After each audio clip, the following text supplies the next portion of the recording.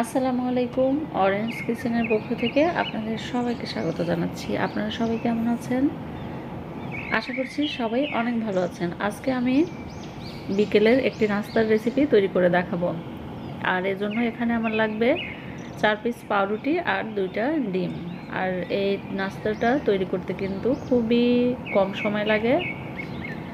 আমি এখানে 2টা ডিম নিয়ে নিচ্ছি আর এখন দিয়ে দিচ্ছি চিনি এখানে আপনারা আপনাদের পছন্দ মতো দিয়ে দিবেন।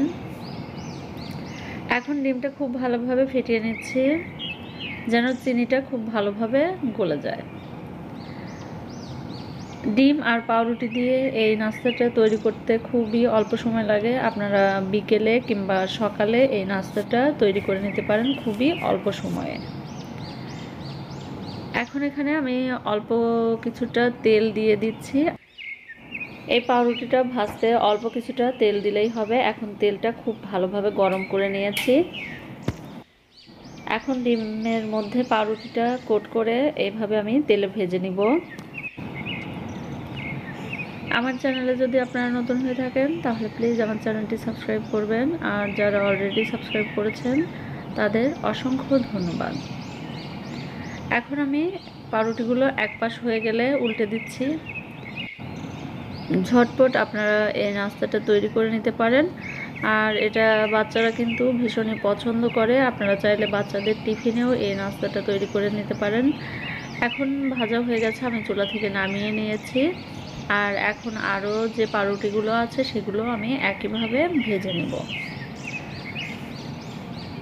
ডিম পাউরুটি দিয়ে আপনারা চাইলে এখানে কাঁচামরিচ পেঁয়াজ দিয়েও ভেজে নিতে পারেন। আর এই নাস্তাটা খেতে কিন্তু ভীষণই দারুণ।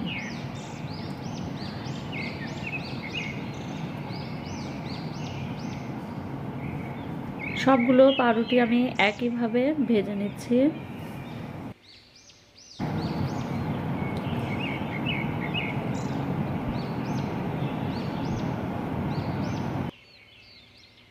সবগুলো পাউরুটি ভেজে নেওয়া হয়ে গেছে।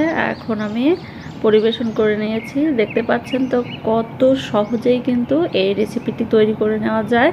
বিকেলের নাস্তায় এই রেসিপিটি থাকলে কিন্তু দারুণ লাগে। আপনারা অবশ্যই এই রেসিপিটি বাসায় ট্রাই করবেন। আর আমার আজকের এই ভিডিওটি যদি আপনাদের কাছে ভালো লেগে থাকে তাহলে প্লিজ লাইক কমেন্ট এবং শেয়ার করবেন। সম্পূর্ণ ভিডিওটি দেখার জন্য আপনাদের অসংখ্য ধন্যবাদ। সবাই ভালো থাকবেন, সুস্থ থাকবেন। আল্লাহ হাফেজ।